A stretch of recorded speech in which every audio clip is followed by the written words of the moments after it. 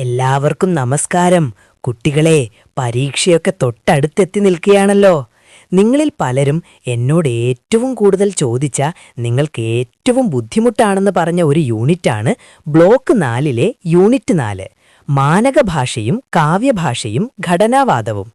ഈ ഘടനാവാദം എന്നൊക്കെ കേൾക്കുമ്പോൾ വലിയ എന്തോ സംഭവമാണെന്ന് കരുതി നിങ്ങൾ പേടിച്ചിരിക്കുകയാണെന്ന് എനിക്കറിയാം. പക്ഷേ ഒരു കാര്യം ഞാൻ ഉറപ്പിച്ചു പറയാം, ഈ പുസ്തകത്തിലെ ഏറ്റവും എളുപ്പമുള്ള കോൺസെപ്റ്റുള്ള യൂണിറ്റ് ഇതാണ്. ഇന്നത്തെ ഈ ചെറിയ ക്ലാസ്സിലൂടെ ഈ യൂണിറ്റ് ഞാൻ നിങ്ങൾക്ക് വളരെ സിമ്പിളാക്കി തരാം. ശ്രദ്ധിച്ചു കേൾക്കുക. നമുക്ക് ആദ്യത്തെ ടോപ്പിക്കിലേക്ക് പോകാം. മാനകഭാഷയും കാവ്യഭാഷയും, standard language and poetic language. എന്താണ് മാനകഭാഷ? നമ്മൾ ആശയവിനിമയം കൃത്യമായി നടക്കാൻ യാതൊരു തടസ്സവുമില്ലാതെ ഉപയോഗിക്കുന്ന ഔദ്യോഗിക ഭാഷയാണിത്. പത്രങ്ങളിലും നിങ്ങളുടെ ടെക്സ്റ്റ് ബുക്കിലുമൊക്കെ കാണുന്ന നിയമങ്ങൾ പാലിക്കുന്ന ഭാഷ. ഉദാഹരണത്തിന്, ഇന്ന് രാവിലെ മുതൽ ശക്തമായ മഴ പെയ്യുകയാണ് എന്ന് പറയുന്നത് മാനകഭാഷയാണ്. നേരെ കാര്യം പറയുന്നു. എന്നാൽ കാവ്യഭാഷയോ?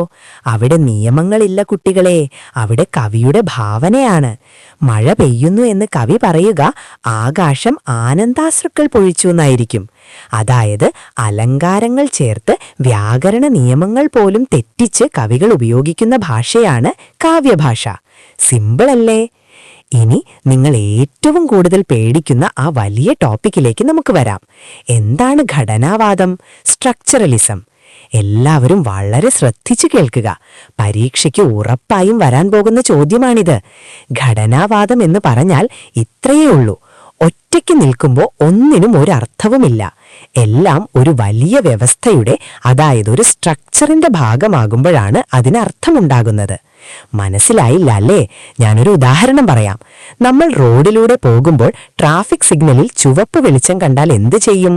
വണ്ടി നിർത്തും അല്ലേ? ഇനി ചിന്തിക്കുക, ഈ ചുവപ്പ് നിറത്തിന് സ്വയം വണ്ടി നിർത്തുക എന്ന് വല്ല അർത്ഥവുമുണ്ടോ? നിങ്ങളുടെ വീട്ടിലെ മുറിയിലൊരു ചുവപ്പ് ബൾബ് കത്തിയാൽ നിങ്ങൾ അവിടെ വണ്ടി നിർത്തുമോ? ഇല്ല. പിന്നെ എപ്പോഴാണ് ചുവപ്പിന് അർത്ഥം വന്നത്? ട്രാഫിക് നിയമങ്ങൾ എന്ന വലിയൊരു വ്യവസ്ഥയുടെ സ്ട്രക്ചറിന്റെ ഭാഗമായി പച്ച, മഞ്ഞ എന്നീ നിറങ്ങൾക്കൊപ്പം നിൽക്കുമ്പോൾ മാത്രമാണ് ചുവപ്പിന് നിർത്തുക എന്ന അർത്ഥം കിട്ടുന്നത്. മറ്റൊരു ഉദാഹരണം നോക്കാം. ഒരാൾ മൈതാനത്ത് പോയി ഒരു പന്ത് കാലുകൊണ്ട് തട്ടി വലയിലിട്ടാൽ അത് ഗോളാകുമോ? ഇല്ല, അതൊരു വ്യായാമം മാത്രമാണ്. എന്നാൽ 22 കളിക്കാർ, ഒരു റെഫറി, 90 മിനിറ്റ് സമയം എന്നിങ്ങനെയുള്ള ഒരു നിയമവ്യവസ്ഥയ്ക്കുള്ളിൽ നിന്ന് പന്ത് വലയിലാക്കുമ്പോഴാണ് അത് ഗോളാകുന്നത്. ഇത് തന്നെയാണ് ഭാഷയുടെയും സാഹിത്യത്തിലും ഘടനാവാദം പറയുന്നത്. ഒറ്റപ്പെട്ട വാക്കുകൾക്കല്ല അർത്ഥമുള്ളത്, അവ ഉൾപ്പെടുന്ന വ്യവസ്ഥയ്ക്കാണ്. ഈ ഒരൊറ്റ ആശയം മനസ്സിലുണ്ടെങ്കിൽ നിങ്ങൾക്ക് ഈ ടോപ്പിക് മുഴുവൻ സ്വന്തമായി എഴുതാം. ഈ ഘടനാവാദത്തിന്റെ പിതാവ് ആരാണെന്ന് ചോദിച്ചാൽ മറക്കാതെ എഴുതേണ്ട പേരാണ് ഫെർഡിനാൻഡ് ഡി സോസ്യൂർ. അദ്ദേഹം ഭാഷയെ ചിഹ്നങ്ങളുടെ വ്യവസ്ഥയായി കണ്ടു. ഒരു ചിഹ്നത്തിന് 2 ഭാഗങ്ങളുണ്ട്. ഒരാശയത്തെ അദ്ദേഹം സൂചിതമെന്നും അതിനെ കുറിക്കാൻ നാം ഉപയോഗിക്കുന്ന ശബ്ദത്തെ സൂചകമെന്നും വിളിച്ചു. അതായത് മരം എന്ന ആശയം സൂചിതവും മ, ര, മ എന്ന് നമ്മൾ പറയുന്ന ശബ്ദം സൂചകവുമാണ്. സൊസ്യൂർ ഭാഷയെ വീണ്ടും 2ആയി തിരിച്ചു.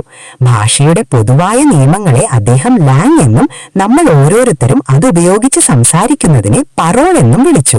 ഇത് പരീക്ഷയ്ക്ക് ഷോർട്ട് നോട്ടായി ചോദിക്കാറുണ്ട്, ഓർമ്മയിലിരിക്കട്ടെ. അതുപോലെ നിങ്ങൾ പേടിക്കുന്ന വേറെ 2 വാക്കുകളാണ് സിന്റാഗ്മാറ്റിക്, പാരഡിഗ്മാറ്റിക്. വാക്കുകൾ കേട്ട് പേടിക്കണ്ട. പാരഡിഗ്മാറ്റിക് എന്നാൽ ഒന്നിന് പകരം മറ്റൊന്ന് ഉപയോഗിക്കുന്നതാണ്. ഉദാഹരണത്തിന്, പുഴ വറ്റി എന്നതിന് പകരം കടൽ വറ്റി എന്ന് പറയുന്നത്. സിന്റാഗ്മാറ്റിക് എന്നാൽ വ്യാകരണ നിയമങ്ങൾക്കനുസരിച്ച് വാക്കുകളെ മുൻപിൻ ക്രമത്തിൽ അടുക്കി വെക്കുന്നതാണ്. അത്രയേ ഉള്ളൂ.